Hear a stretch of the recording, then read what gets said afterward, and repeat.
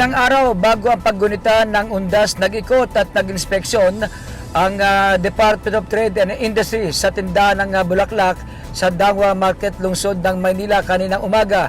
Pinangunahan ito ni Assistant Secretary Mary Jean Pacheco, Officer in Charge ng Consumer Protection Group at Director Philip Sawali ng Fair Trade Enforcement Bureau ng DTI. Isa-isang tinungo ang mga tindahan ng Bulaklak upang alamin kung nagkaroon ba ng pagtaas sa presyo o natili ito sa kaparehong halaga. Mismo si Assistant Secretary Pacheco ang kumakausap at nagtatanong. Inalam nito na wala pa namang pagtaas ng presyo ng Bulaklak sa Dangwa. Kwento ng ilang nakausap ng opisyal, karamihan sa mga supply ng kanilang bulaklak ay kadarating lamang kaya't wala pang paggalaw sa presyo.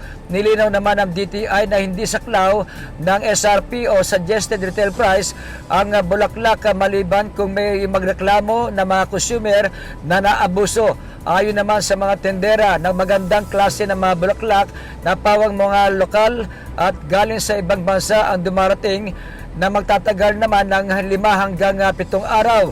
Ayon sa tinderong si Genesis Veneracion, nanatili sa 200 kada isang dosena ang puting rosas, 250 naman kada dosena ng pulang rosas, 100 ang centerpiece, maliit na paso, 300 hanggang 500 piso ang one-sided design at nasa 800 ang special.